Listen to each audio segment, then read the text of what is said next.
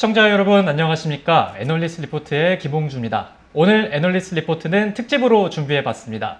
중국을 직접 방문하신 두 애널리스트 분 모시고 이야기 나눠보는 중국 AI 탐방기 박연주 이사님, 박수진 선임연구위원님 모셨습니다. 안녕하세요. 안녕하세요. 네, 제가 또 여러 차례 중국 관련해서 차이나피, 보이는 차이나 AS까지 진행을 하면서 중국 전문 MC로 이렇게 성장을 하고 있습니다. 네, 두 분 좋습니다. 잘 네. 찾아오셨고요. 네. 자, 오늘 주제 한번 살펴보도록 하겠습니다. 오늘은 AI 공동부유와 제2의 딥시크라는 주제로 이야기해 볼 텐데요. 두 분께서 중국 탐방을 다녀오셨는데 중국이 지금 첨단 산업 분야에서 세계 최고 수준의 기술력을 가지고 있잖아요. 아마 현지에서 직접 보셨을 때는 또 다른 점들이 보였을 것 같아요. 박수진 선생님, 어느 지역 다녀오셨을까요? 네, 우선은 저희가 5박 6일 일정으로 항저우, 상하이, 그리고 네. 션전이라는 테크 관련 주요 도시를 다녀왔습니다. 네. 그 산업의 주요 핵심 기업들을 만나서 지금 중국의 AI 산업 분위기를 좀 파악해보고 직접 이야기도 듣고 혹시나 또 힘든 점은 무엇이 있는지 이런 것 등등을 생생하게 이야기를 듣고 왔습니다. 네, 말씀해 주신 것처럼 중국 AI 산업의 중심지에 다녀오셨는데 어느 곳이 좀 인상 깊었는지 이사님부터 좀 말씀해 주시죠. 저는 사실 제일 인상적이었던 데가 화웨이에서 이제 연구 개발을 위해서 한 네. 여의도 한 절반 정도 되는 규모의 네. 굉장히 큰 이제 에버랜드 같은 이제 연구 개발 단지를 만들었습니다. 네. 지금 화면에도 이제 보시는데요. 장난 기본적으로 아닌데요? 이제 약간 유럽의 성 같은 것들을 이제 네. 거의 이제 비슷하게 만들어서 여러 성들이 있고 그 안이 워낙에 넓다 보니까 저렇게 트램을 네. 타고 이렇게 막 돌아다녀야 될 정도로 굉장히 넓고 엄청나게 잘 크네요. 되어 있었습니다. 네. 또 여러 공간 중에서 제일 인상적이었던 게 이제 도서관이랑 그 도서관에 있는 화장실이었는데요. 사실. 화장실이요? 네. 그러니까 예전에 사실 저희 선배들이 네. 이제 어떤 업체를 가서 화장실 같은 공간도 네. 깨끗하게 잘 관리를 해놨으면은 그만큼 그 회사가 이제 열심히 하는 회사다 이런 이제였는데 네. 화웨이 화장실은 제가 네. 가봤던 그 어떤 5성급 호텔보다도 더 화려하고 정말 정성이 너무 넘치는 궁금해요. 화장실이었습니다. 그리고 저기 들어가 네. 있는 순간 사실 네. 중국 같지가 않았어요. 계속 그 유럽풍의 건물들이 계속 그러니까요. 이어져 있고 실제로 정말 저 기차를 타면서 약간 디즈니랜드 같은 느낌도 네, 들기도 맞아요. 하고 네. 저 영상이 이제 직접 찍으신 거죠? 저는 너무 생생해서 제가 꼭 저기 있는 것 같은데 중국에 있는 게 아니라 유럽에 있는 것 같아요. 네, 그리고 이제 저 안에 연구원들이 꽤 많이 네. 있잖아요. 그래서 이제 화웨이 전체 직원들이 한 20만 명 정도 20만 되는데 명이요? 그 와. 직원들 중에서도 한 네. 55% 네. 정도 되는 수준의 인원이 지금 화웨이 R&D 연구원들이고 제가 사실 이제 뭐 예전에 자율주행 연구를 하다가 보면은 네. 테슬라가 지금 굉장히 잘하고 있었는데 이제 중국 업체들이 갑자기 이제 자율주행을 잘하고 네. 특히나 화웨이가 자동차를 해본 적도 없는데 갑자기 네. 자율주행을 중국 1위로 이제 올라섰더라고요. 네. 그래서 도대체 이 화웨이는 어떻게 이걸 했나 이렇게 생각을 했었는데 근데 막상 가서 보니까 이 회사가 연구 개발에 얼마나 많은 이 노력과 자금을 네. 투자를 하고 있는지를 느낄 수가 있었고 네. 그런 이제 집념 같은 것들이 그런 자율주행 기술 또 최근엔 AI 반도체 뭐 네. 스마트폰 칩 이런 이제 완전 최첨단 기술들을 이제 개발하는 결과로 이어지지 않았나 그런 생각이 들어서 상당히 이제 인상적이기도 하고 약간 네. 뭐 위협적으로 느껴지기도 맞습니다. 하고 네, 그랬습니다. 그렇군요. 네. 진짜 인상 깊게 봤어요. 네, 화웨이가 R&D에 정말 힘을 많이 쓰고 있는 것 같긴 합니다. 박수진 선임께서는 어디가 제일 기억에 남으세요? 저는 이제 상하이에서 우선 도심에서 멀지 않은 곳에 판교 테크노밸리처럼 네. 이렇게 좀 새로운 테크 단지가 테크 생겼다고 단지. 이제 네. 얘기를 들어서 네. 거기를 갔었는데 그게 중국의 AI 스타트업을 키우는 인큐베이터라고 인큐베이터. 하더라고요. 네네네. 그래서 그 안에서 이제 스타트업들이 잘 연구 개발을 할 수 있게 상하이시 그리고 중국 정부 의 적극적인 지원 하에 네네네. 지금 거기가 운영되고 있는 건데 네. 저희가 가기 직전에 한 달 전쯤에 네. 시진핑 주석이 여기를 직접 방문을 해서 네. 이게 정말 중국의 AI 공동부유를 위한 우리가 인큐베이터부터 이제 하나하나 차근차근 키워줄게 이런 메시지를 정말 직접적으로 전달했던 네. 공간이었기 때문에 네. 저희가 이번에 갔을 때 실제로 그런 느낌도 정말 많이 네. 받고 왔습니다. 여기 이제 딱 그 단지 네. 이제 딱 초입에 들어가면 저런 네, AI 제품들. 제품들 관련 샵이 있는데 거기서 네. 여러 가지를 저희가 체험을 했거든요. 그 중에 또 가장 기억에 남았던 것이 네. AI 글래스. 착용하신 모습이 잘 어울리시는데요. 정말 예를 들어서 중국 분이 저한테 얘기를 하는 게 여기 안경 안에서 이제 한국어로 통역이 잘 자막이 돼가지고 나오더라고요. 네, 아, 자막이 투명으로 나오고. 보이는데 저 안에 지금 화면이 나오고 있는 거예요? 그렇죠. 밑에 아. 자막이 이렇게 나오고 네. 또뭐 다른 화면들도 볼 수가 네, 있고. 그래서 네. 뭐 네. 중국어를 못하셔도 딱 안경만 끼고 서로 점심 뭐 먹었니? 막 이런 거 대화를 맞아요. 직접 나누시기도 네. 하셨고 네. 그리고 저희가 저 모속 공간에서 이제 직접 또 방문을 해서 이야기를 네. 나눴던 기업이 네. 인피니전스 AI라는 기업이거든요. 인피니전스 AI. 네, 근데 네. 저는 이 기업을 네.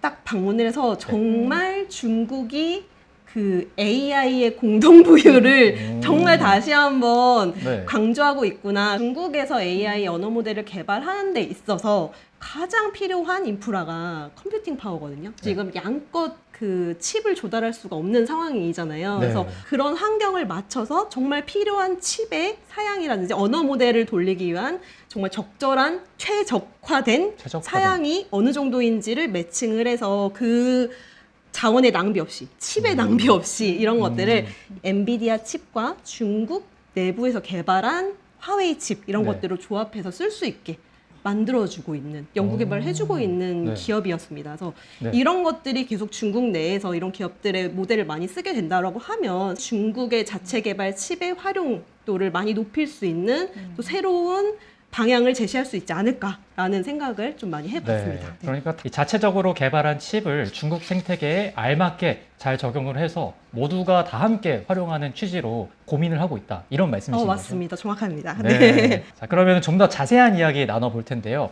AI 산업에 대해서 이야기해 보도록 하겠습니다. 중국의 기술 발전 속도하고 기술력을 따졌을 때 이미 세계 최고 수준에 도달을 했어요.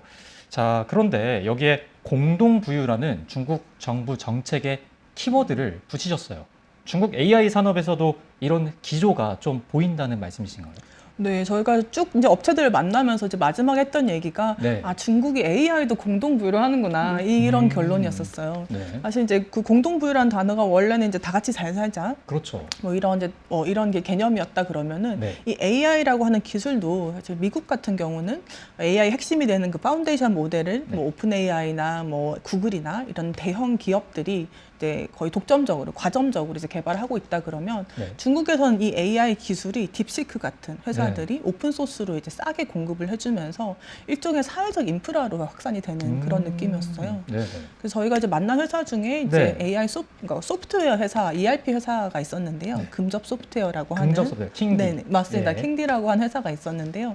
그 회사가 이제 중국에서 ERP를 이제 1위를 하고 있는 그런 회사였습니다. 네. 그래서 근데 인상적인 거는 그거에 들어가는 핵심이 되는 네. 파운데이션 모델이 이제 네. 딥시크나 이제 알리바바의 오픈 소스 모델을 썼다는 거예요. 이게 공유가 되는 거네요. 네, 맞습니다. 그게 사실 그러니까 그래서 저희가 이제 AI 공동부유라고 좀 표현을 했던 건데요. 만약에 만약 딥시크가 없었다면 네. 예를 들어서 오픈 AI의 챗GPT를 써가지고 그 서비스를 만들었었어야 될 거거든요. 그럼 비용도 일단 되게 비싸고. 그렇죠. 네, 그리고 그게 오픈 소스가 아니기 때문에 그 중국 소프트웨어가 그거를 뭐 바꾸거나 이런 걸 할 때 사실 통제력이 떨어지게 되거든요. 네. 근데 딥시크가 딱 등장을 하면서 중국의 이 파운데이션 모델들은 오픈 소스화가 이제 되기 시작을 하고 누구나 쉽게 그리고 심지어 싸게 이제 가지고 와서 네. 중국의 업체들이 이제 그런 출장 AI 에이전트 같은 걸 만들 수 있게 해준다는 것이죠. 그래서 이것이 이제 AI를 하나의 그러니까 사회적 인프라로서 모든 우리 뭐 중국의 기업들, 중국의 국민들이 사용을 해서 전반적인 어떤 경쟁력을 높일 수 있는 그런 이제 전략으로 가고 있다는 이제 인상을 받았습니다. 아, 네. 중국의 반도체 굴기에서도 느꼈지만 이 중국의 전방위적인 지원이 AI 산업을 키우는데 큰 원동력이 되는 것 같아요. 자, 그러면은 구체적인 정책에 대해서도 소개해 주시죠, 선생님. 네, 우선은 네. 가장 중요한 핵심 정책 중에 하나가 저는 인재 양성이라고 생각을 인재 합니다. 인구가 많은 것보다는 네. 더 핵심 인재, 천재 인재 그리고 AI 관련 인재들을 많이 육성을 시키는 전략을 통해서 향후에는 인구 보너스가 아니라 인재 보너스로 전환을 시키겠다라는 방향이 굉장히 정확하게 그리고 정교하게 설정이 되어 있습니다. 우선은 중국의 이공계 전공 박사들이 어쨌든 미국의 박사 수보다 이공계 박사 수보다 거의 2배 정도 되는 인력을 기반으로 이제 이런 AI 산업의 기반을 좀 이끌어갈 것이다라고 기대를 하고 있습니다. 그래서 그 지방 정부별로도 그 인재 유치 전략이 굉장히 경쟁도 심하기 때문에 네. 상하이시나 뭐 베이징이나 심천 도시, 사실 중국인들 입장에서는 그 도시 입성하는 것도 굉장히 의미가 있는 건데 그렇죠. 거기에 이제 호적 제도라든지 뭐 세금 혜택 제도 이런 것들을 주면서 인재를 유치하고 있다. 그리고 그만큼 인재가 많아지고 있다라는 점도 이 중국의 AI 산업의 저력 중에 하나이자 또 정책적인 굉장히 큰 메리트다라고 저는 생각을 했습니다. 최근에 이제 스타트업, 그러니까 벤처 캐피탈들이 이제 중국 스타트업에 굉장히 관심들이 많은데 네. 어떤 경우는 고등학생인 상태에서 그냥 펀딩을 투자를 하는 경우가 있대요. 오. 워낙에 이제 AI 인재들을 그러니까 어렸을 때부터 뭐 특별반 이런 식으로 뭐 칭화대 그쵸. 특별반 이런 식으로 교육을 하면서 네. 거기 이제 천재들이 막 있을 거 아니에요. 네. 그런 천재들이 나중에 뭘 할지 모르겠지만 일단 먼저 투자를 일단 하는 투자를 해본다. 네, 그런 걸 할 정도로 그만큼 이제 완전 천재적인 AI 엔지니어들을 많이 키우고 있고 그거에 대한 투자도 이제 적극적으로 이루어지고 있는 것 네, 같습니다. 그리고 또 대학교에서 이런 AI 관련 신설 학과도 굉장히 많이 늘어나고 있을 뿐만 아니라 그리고 어쨌든 AI 산업에서도 연봉 이런 것도 많이 주니까 젊은 네, 사람들이 중요하죠. 최근에 취업난도 있는데 네. 이런 쪽으로도 공부를 해보고 지원을 해봐야겠다라는 인력들이 이쪽으로 많이 몰리고 있는 상황입니다. 아무래도 시선과 그리고 관심이 갈 수밖에 없는 구조네요. 네, 말씀해 주신 것처럼 중국의 AI를 생각하면은 딥시크를 빼놓고 얘기할 수가 없어요. 네, 그렇습니다. 겉보기에는 지금 다 막 갑자기 혜성처럼 나타난 네. 것 같다라고 느끼실 수는 있겠지만 중국의 정책은 뭔가 이렇게 하나를 키우겠다라고 했을 때는 단기적으로 나온 건 거의 없습니다. 굉장히 오랜 시간을 두고 정교하고 장기 로드맵을 먼저 정해 놓고 그에 필요한 정책들이 나오는데요. 네. 중국 또한 AI 관련 산업에 있어서 2017년부터 주요 정치 이벤트에서 AI, 그러니까 인공지능이라는 단어가 처음 나왔다고 합니다. 네. 그래서 이거를 이제 장기적인 플랜으로 2030년까지 어떻게 이제 발전시켜 나가겠다라는 목표이자 로드맵이 다 구성된 상황이고요. 그래서 이런 것들이 이제 지금 2030년까지 정해져 있는데 올해는 인공지능 플러스, 인공지능 네. 플러스라는 정책을 올해부터 더 적극적으로 펼치겠다라고 지금 얘기한 단계입니다. 네. 네, 인공지능 플러스가 정확히 어떤 거예요? 과거에 이제 인터넷 플러스 네, 같은 정책의 네. 어떤 일환이라고 볼 수가 있는데요. 네네. 2015년에 중국이 이제 인터넷 플러스라고 하는 정책을 내놨는데 아, 네. 그거의 포인트는 뭐냐면 모든 산업에 인터넷을 더한다, 인터넷과 IT를 더한다는 겁니다. 그때 이제 많이 발전했던 것들이 저희 이제 페이먼트, 그렇습니다. 모바일 페이먼트가 이제 많이 네. 발전을 해서 그게 이제 변화가 된 게 딱 그 인터넷 플러스 정책으로 인해서 뭐 심지어 거지한테 돈을 줄 때도 알리페이를 줘야 된다고 맞습니다. 얘기할 정도로 아, 그런 말이 떠들 정도로 네, 현금이 없군요. 모든 서비스가 이제 모바일 페이가 된 거죠. 음. 그렇게 되다 보니까 이 모바일 페이를 이제 중국에서 이제 과점하고 있는 알리페이랑 위챗페이가 그 페이를 하는 이제 사용자들을 자기들의 플랫폼에서 이제 여러 가지 이제 페이를 하는 과정에서 나오는 데이터들 그리고 그런 이제 플랫폼에 머물게 되는 그런 락인 효과 이런 걸 이용해가지고 이제 뭐 핀테크도 진출을 하고 또 위챗페이를 가지고 여러 다른 서비스로 연결해서 여러 서비스들을 할 수 있도록 하면서 사실 굉장히 큰 플랫폼 업체로 성장을 하는 이제 그런 계기가 됐던 것이죠. 네. 그래서 이제 AI 플러스 같은 경우도 인터넷 플러스처럼 네. 모든 산업에 AI가 더해진다는 거죠. 네. 그래서 뭔가 사람이 다 직접 하지 않아도 네. AI가 다 이제 결정을 하거나 아니면 계산을 하거나 사람의 손을 대신할 수 있는 자동화가 된다든지 네. 이런 식으로 부가가치를 높이겠다라는 쪽으로 지금 중국의 인공지능 플러스 방향이 이제 전개되고 있다. 본격적으로 그게 올해부터 시작이 되고 있다라는 점을 좀 중국의 AI 산업 발전 방향 중에서 가장 좀 중요한 모멘텀으로 봐야 될 것 같다라고 저는 보고 있습니다. 네. 자, 중국에서 인공지능 플러스가 보편화가 된다면 또 어떤 세상이 펼쳐질지 기대가 되기도 합니다. 자, 다음으로 넘어가서 빠르게 성장하는 중국 AI 산업의 리스크 요인도 함께 살펴보시죠. 기술 패권을 두고 미국과 국가 간의 힘싸움도 있고요. 그리고 또 기업 간의 경쟁도 심할 것 같은데 이사님께서는 어떻게 보고 계신가요? 저희의 전체적인 느낌은 회사들이 정말 열심히 일하는데 경쟁이 정말 치열하다. 치열하군요. 이거였어요. 그래서 저희가 항상 계속 이제 미팅하고 나와가지고 그래서 돈은 누가 벌지? 이런 생각을 네. 계속 했었어요. 그러니까 뭐 AI도 아까 뭐 대표적으로 파운데이션 모델 같은 것들도 챗GPT는 상당히 많은 돈을 이제 과금을 한단 말이죠. 파운데이션 모델이 미국에서는 한 4-5개 회사들이 돈 엄청 쏟아부어서 개발을 하고 걔네들이 성공을 하면 이제 부가가치가 거기에 몰릴 텐데요. 네. 중국에서는 일단 그게 기본적으로 약간 사회적 인프라 성격으로 깔리는 거고 사실 그렇게 높은 과금을 하기가 제가 봤을 때는 쉽지가 않을 것 같아요. 네. 그리고 경쟁이 엄청 치열한 게 중국에서는 딥시크 말고도 알리바바도 오픈소스 하고 바이트댄스도 오픈소스 하고 온갖 업체들이 한 뭐 몇백 개가 되는 회사들이 그렇게 모델을 개발을 하고 있거든요. 네. 그래서 이제 과연 누가 어떻게 해서 돈을 벌 것인가, 이게 이제 사실 우리가 투자를 하는 관점에 있어서는 이제 좀 어려운 부분이었고, 네. AI를 가지고 어떤 서비스를 만든 것에 있어서도 예를 들어서 뭐 자율주행 기술 이런 네. 것들이 뭐 테슬라는 자율주행 소프트웨어를 한 뭐 1,000만 원 가까이 되는 가격에 굉장히 비싸게 이제 팔 계획이란 말이죠. 네. 근데 화웨이 같은 회사들이 뭐 중국 기술력이 상당히 좋은데도 네. 그걸 돈을 받고 파는 게 아니라 화웨이의 파트너사의 솔루션으로 이제 공급을 하는데, 네. 그러니까 프리미엄 차는 뭐 이 정도 있어야지 약간 이런 느낌으로 네. 이제 기본 옵션처럼 제공이 되는 겁니다. 그래서 과연 이것으로 어떻게 돈을 벌 것인가, 네. 이제 이것이 사실 저희의 가장 큰 이 출장 내내 가장 고민했던 부분이었고, 이 머니타이즈를 하는 수익화를 하는 것에 있어서 네. 이 경쟁이 굉장히 치열하다 중국은 라는 생각이었습니다. 근데 이제 그렇기 때문에 사실은 그래서 중국의 업체들이 전반적으로 굉장히 경쟁력이 좋아지고, 네. 그게 나중에 이제 해외로 진출을 하면서 돈을 벌게 되는 그런 포인트들이 있을 거라고 생각을 했는데요. 뭐 예를 들어서 자율주행 같은 경우도 지금 네. 뭐 화웨이뿐만 아니라 뭐 샤오펑이라든지 뭐 호라이즌 로보틱스라든지 많은 회사들이 상당히 좋은 수준의 이제 글로벌리 봤을 때 상당히 기술력 있는 이제 자율주행 기술을 확보하고 있거든요. 근데 그런 네. 것들이 예를 들어서 유럽이라든지 뭐 네. 뭐 남미라든지 뭐 동남아라든지 이런 나라로 이제 진출을 했을 때 네. 그 현지의 이제 자동차 업체들한테는 없는 굉장히 이제 높은 수준의 기술인 것이죠. 그렇죠. 네, 그래서 사실 글로벌 시장에서 이제 중국 업체들이 이제 빛을 보게 되는 그림으로 가지 않을까라고 저는 훗날에는 생각했습니다. 그렇게 빛을 보는 날이 올 것이다. 네. 자, 빠르게 달리는 중국 AI 산업의 이면에는 이렇게 치열한 경쟁도 있었던 거를 알 수 있었는데, 이것도 두 분께서 직접 다녀오셨기 때문에 생생하게 전달해 드릴 수 있었습니다.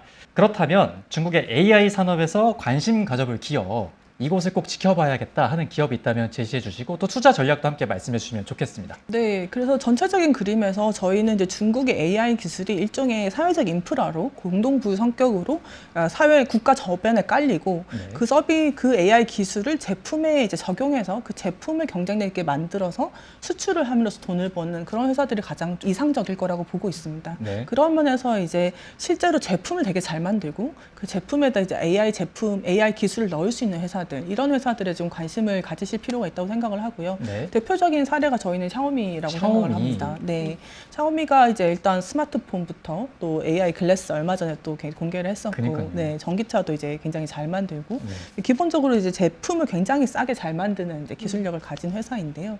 거기에서 이제 중국의 AI 기술들을 오픈 소스로 가져와서 제품에 넣을 수가 있는 것이죠. 그게 사실 샤오미의 제품의 특징인데, 선진국 제품이랑 비교했을 때 가격은 상당히 싼데 스펙이 훨씬 좋은 게 샤오미의 특징이고, 그걸 할 수 있는 게 샤오미의 능력이거든요. 네.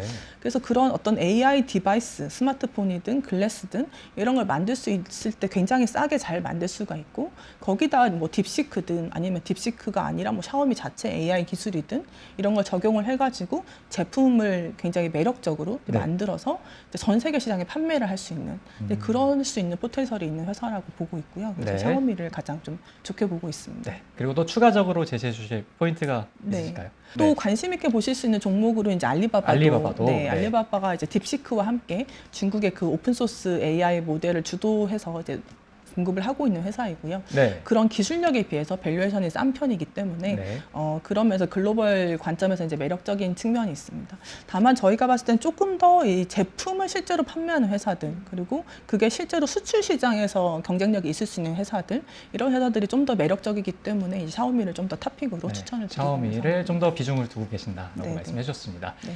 박수진 선임께서 또 투자 전략 제시해 준다면 뭐가 있을까요? 네, 우선은 박연주 이사님께서 개별 종목 말씀해 주셨다면 타이거 행생테크 ETF 쪽에도 관심 있게 보시면 좋을 것 같다라고 네. 말씀을 드릴 수 있을 것 같습니다. 왜냐하면 우선 샤오미, 알리바바 다 항생테크 안에 들어가 있고요. 저희가 이제 여러 종목들을 말씀드리긴 했지만 어쨌든 중국의 AI 산업을 주도하는 알리바바, 텐센트, 그리고 샤오미 이런 다양한 종목들이 지금 여기 지수 안에 들어가 있기 때문이죠. 그래서 중국의 AI 산업에 대해서 그래도 좀 긍정적으로 보신다라고 했을 때는 타이거 항생테크 ETF 관련해서 조금 더 긍정적으로 검토해 보셔도 좋겠다라고 말씀드릴 수 있겠습니다. 그리고 나스닥 지수 대비해서 밸류에이션이 저렴한 편이기 때문에 이쪽도 긍정적으로 보시면 좋을 것 같습니다. 네, 타이거 항생테크 ETF까지 투자 포인트로 제시해 주셨습니다. 오늘 중국 AI 탐방기 이렇게 해서 마무리할 텐데요. 중국 정부의 AI 산업에 대한 진심, 그리고 두 분께서 직접 방문해 주셔서 더 느낄 수 있었던 생생한 현지 분위기도 전달해 드렸습니다. 오늘 박연주 이사 그리고 박수진 선임연구위원과 함께했습니다. 고맙습니다. 감사합니다. 네. 특집 애널리스트 리포트 여기서 마치겠습니다. 오늘 자료는 더보기란에서 확인하실 수 있습니다. 시청해 주셔서 고맙습니다.